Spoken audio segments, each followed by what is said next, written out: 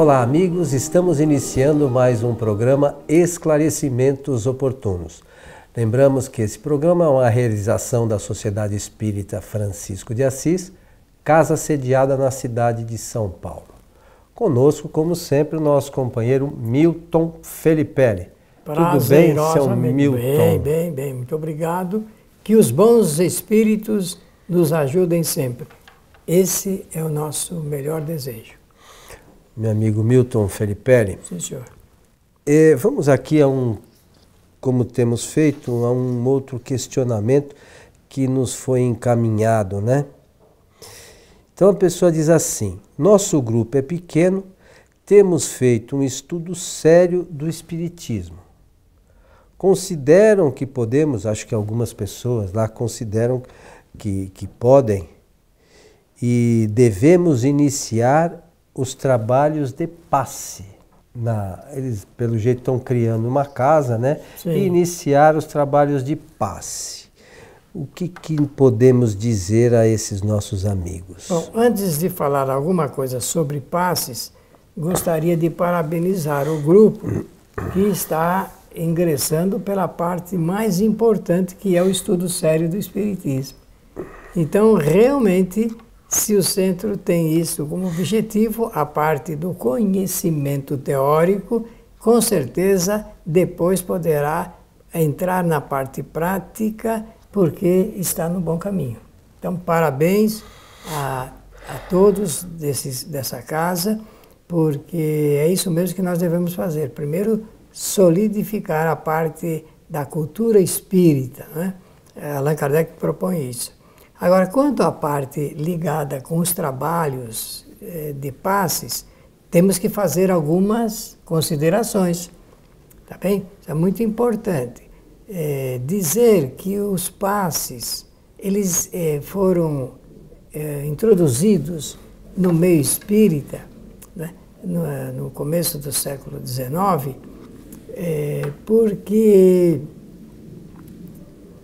alguns estudiosos, principalmente ligados com a homeopatia, estou falando lá da sede da corte imperial, lá no Rio de Janeiro, né? Então, alguns cientistas ligados à homeopatia, mas também com essa prática de reuniões mediúnicas, bem preliminares, e acharam interessante introduzir essa parte dos passes, visto que eles sabiam, o passe é uma transferência de fluidos, bons fluidos, às pessoas que se encontrariam enfermas. Esses fluidos tinham qualidades de tratamento, qualidades de auxílio, de ajuda, fluidos salutares, confortadores, e até curadores. Então foi uma adição ao trabalho espírita, essa é a introdução do trabalho de passes. Porque no espiritismo o mais importante não é o passe, o mais importante é o conhecimento, é a transmissão do conhecimento.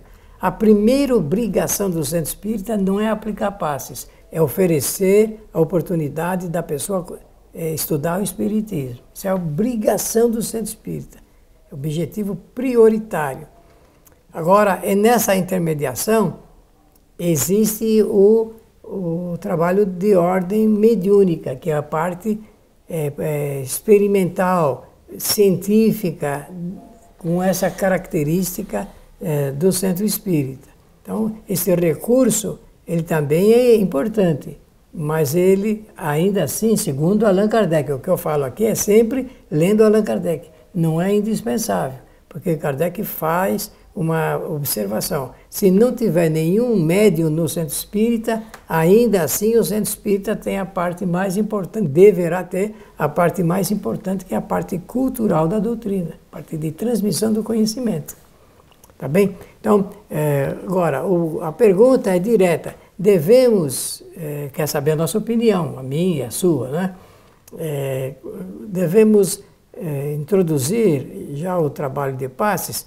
Bem, tendo o conhecimento do Espiritismo, então deve saber que o passe é um coadjuvante, é um auxiliar A transmissão de fluidos é auxiliar. E não é a pessoa que aplica passes, não são médiuns, e nem precisa ser necessariamente um médium lá na casa, se não tiver um médium ostensivo, pode ser alguém, desde que a pessoa tenha a maior qualidade, é o top, né, como se costuma falar, é o amor ao semelhante.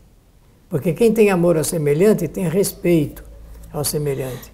E quem tem respeito é solidário ao sofrimento do semelhante. Então, pode sim. E porque quem aplica passes, na verdade, transfere os fluidos, são os espíritos. Esses é que conhecem, eles sabem qual é a quantidade de fluidos que uma pessoa precisa para se recompor, serenar, aliviar-se de seus sofrimentos e tudo mais. E o espírito faz isso utilizando o seu pensamento, é o pensamento do médium e o pensamento da pessoa que vai fazer faz a solicitação ali. São os 3 pensamentos. Agora, pensamentos e também os 3 perispíritos. Perispírito do espírito, perispírito do médium, perispírito do chamado receptor ou paciente que vai pedir o socorro do centro espírita. É fácil a gente entender isso porque se eu vou aplicar passe, a pessoa está sentada ali. Na maioria dos casos, a gente nem sabe quem é a pessoa. Não tem nem noção. Não faz ideia de quem seja. Muito menos da enfermidade que ela está enfrentando. Tem algumas pessoas que têm essa condição de saber, né? Até tem, mas a infinita maioria não faz a menor ideia do que a pessoa que está ali está enfrentando. Então essa sua informação é muito importante para aquelas pessoas que trabalham nos centros espíritas, que a maior parte quem faz são os espíritos. Nós doamos amor, né? Queremos ali, naquele momento, que a pessoa melhore. Mas se ela está com uma enfermidade e tal, o que eu vou doar para ela? O que eu vou dar? Então a gente só pode doar o amor e os espíritos trabalham esses fluidos e entregam, às vezes, ali a pessoa que está buscando a melhora, uma mudança no seu perispírito, né? Vai depender tudo do merecimento dela também, né, meu? Tem uma série de considerações. Mas quem quer entender melhor essa questão relacionada com transferência de fluidos, pode ler lá na Gênesis, né? O capítulo 14, que trata das curas, né? A gente precisa entender como é que essas coisas se processam. Não existe milagre no centro espírita, né? O centro espírita não vai chegar lá ninguém faltando uma perna e a perna vai aparecer lá. Não, isso não existe, né? Então é preciso que a gente entenda que as coisas são feitas de forma científica. Os bons espíritos ajudam e nós participamos disso, né? Temos a oportunidade de participar, certo? E lembrar-se do que você disse muito bem, o passe no centro espírita, ele é um auxiliar no tratamento, se for o caso, das enfermidades. A pessoa não deve deixar de ir ao médico, à clínica, né? Ao seu clínico, deve fazer o tratamento direitinho e deve se socorrer da ajuda do centro espírita, que nessa parte espiritual pode oferecer uma colaboração coadjuvante. Então são duas forças combinadas, a da ciência, da medicina e da medicina espiritual. Tem uma outra coisa que é extremamente importante, eu só queria reforçar, você já falou no início, que o centro espírita, mesmo que não tivesse médium, o objetivo principal é levar conhecimento. É Kardec que fala isso. Então é assim, se eu vou ao centro espírita, eu tenho que ir buscar conhecimento. Então, para eu buscar conhecimento, aí tem 2 questões. Primeiro, a casa espírita precisa se propor realmente a oferecer conhecimento. Se eu sou uma casa espírita, eu tenho que trazer conhecimento espírita. Eu não sou uma casa esotérica. Muito bem. Não posso inventar. As bases fundamentais da doutrina, como a gente fala sempre aqui, estão nas obras de Allan Kardec. Isso mesmo. Né? Não dá para eu querer na casa espírita falar, por exemplo, nada contra, mas eu não posso falar de cromoterapia. Não faz parte das terapias espíritas. Cromoterapia é uma outra coisa que não tem nada a ver com o espiritismo. Então eu tenho que, na casa espírita, trazer as informações espíritas. E, por outro lado, aquele que vai frequentar as casas espíritas tem que ir realmente com o objetivo de buscar o conhecimento. Porque se eu chego lá, fico pensando em que horas vai acabar a palestra para assistir a novela, o que vai adiantar? Realmente... Fica difícil, né? Então, aí a gente espera que os espíritos ajudem, mas nem a gente se ajuda. É isso mesmo. Não vai acontecer nada, né, Milton? Não. Olha, o tratamento através de passes, ele é prolongado, às vezes, ele pode ter uma parte diminuída de tempo, mas quase sempre é prolongado na razão direta das causas que produziram os desajustes e tudo mais. Então as pessoas precisam ir com paciência, se submeter, saber que assim mesmo os fluidos, eles são qualificados, combinados e direcionados pelos espíritos amigos que socorrem o médium naquele momento em que a transferência está sendo efetuada. Então, tem que ter paciência, tem que procurar melhorar a sua qualidade de vida através da melhora dos pensamentos, né, usar a vontade, disparar na vontade fortemente para que o pensamento ele seja melhorado. Pensar o bem, pensar sempre o melhor, ter uma agradabilidade na vida, não ser pessoa pessimista, né? Procurar ajudar o próximo na medida da possibilidade. Não esquecer que quem socorre o semelhante é socorrido por vias que ele nem imagina e nem pode ver.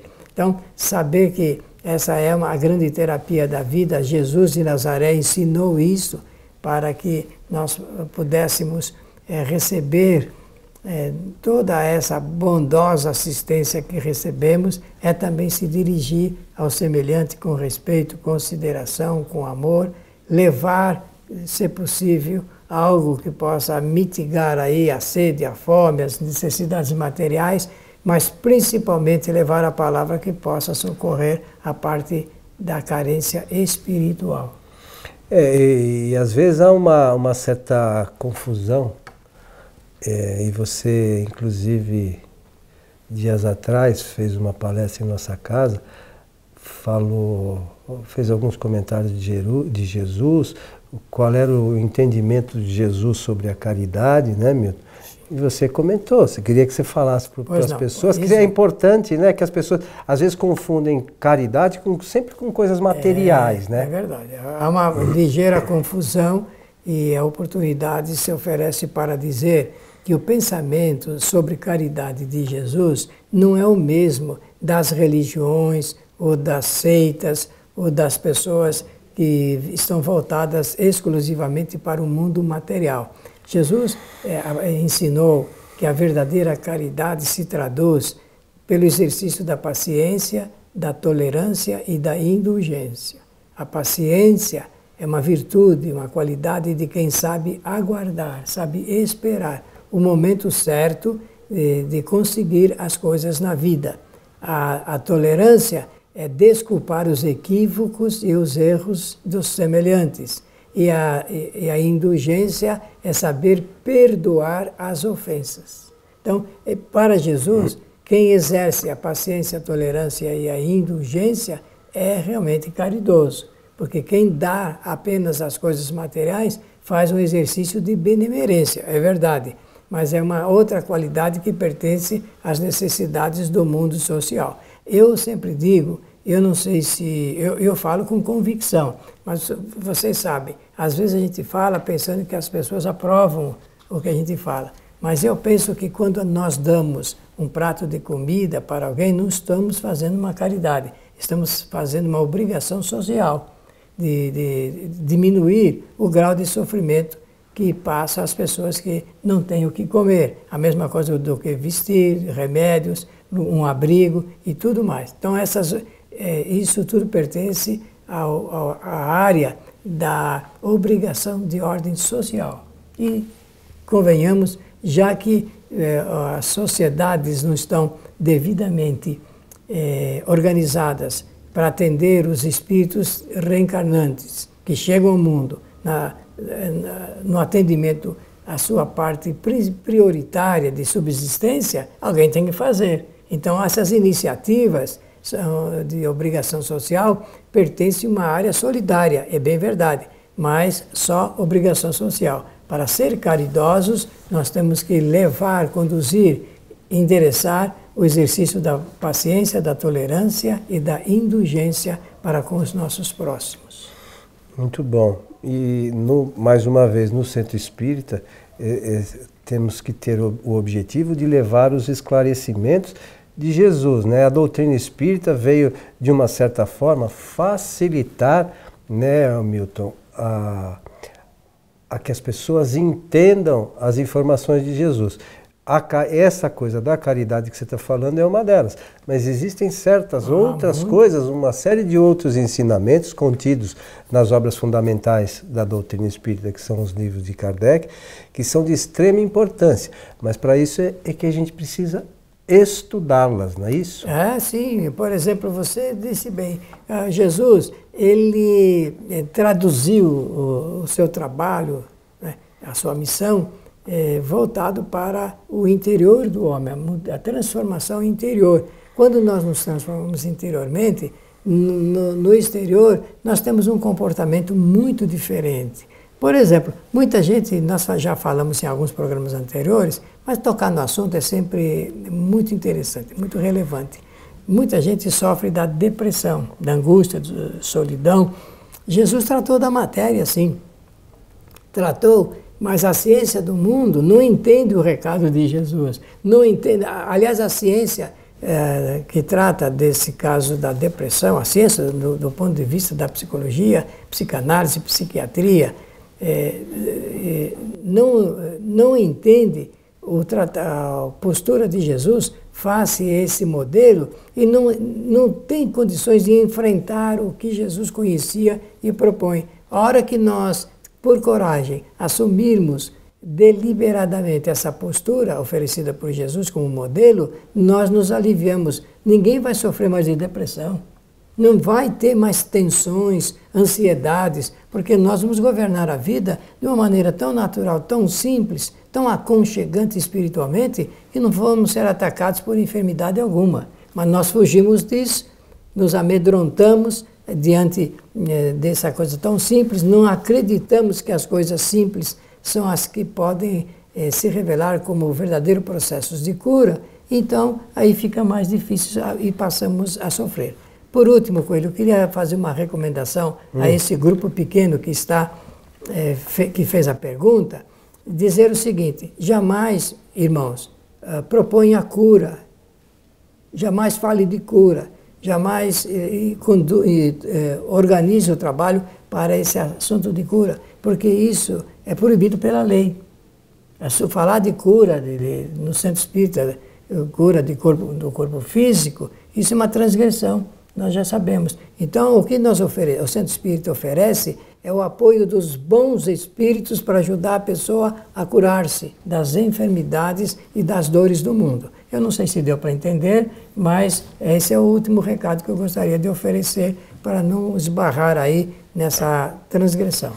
Porque, às vezes também, Milton, fica difícil, a pessoa vai lá em busca de cura. Não, aqui nós fazemos tratamento de cura e a pessoa acha que vai sair de lá curada. E não é bem assim. E não é bem assim que funciona. Então é preciso que, como a gente recomenda aqui sempre, estudar a doutrina. Procura lá na Gênesis, como falamos do capítulo 14, estuda o que Kardec fala sobre as curas. Porque as pessoas mais simples vão chegar lá: eu fui no centro, eu passei por um tratamento de cura, eu vou sarar. Não é assim que funciona. Às vezes a doença é a cura do espírito. E a gente não se dá conta, a gente precisa entender isso. Então, essas informações também estão contidas na doutrina. Com certeza. Né? Então, é preciso que a gente estude a doutrina para poder dar a informação correta e não querer fazer com que as pessoas acreditem em milagre que não existe. Isso mesmo. Meu amigo, estamos chegando ao final de mais um programa Esclarecimentos Oportunos. Apenas desejar a todos que os bondosos espíritos nos ajudem sempre. Lá na Gênese também, alguns que quiserem pesquisar poderão ler sobre os milagres, né, Milton? Sim. Qual é a visão espírita dos milagres? Esse é uma obra, um lado da obra de Kardec que eu considero de um primor. Então, mas é preciso que a gente leia e entenda o que essa visão de milagre, né? Que é muito importante, que às vezes as pessoas buscam, e a doutrina espírita não faz o milagre nessa acepção vulgar, né? Que as pessoas às vezes têm.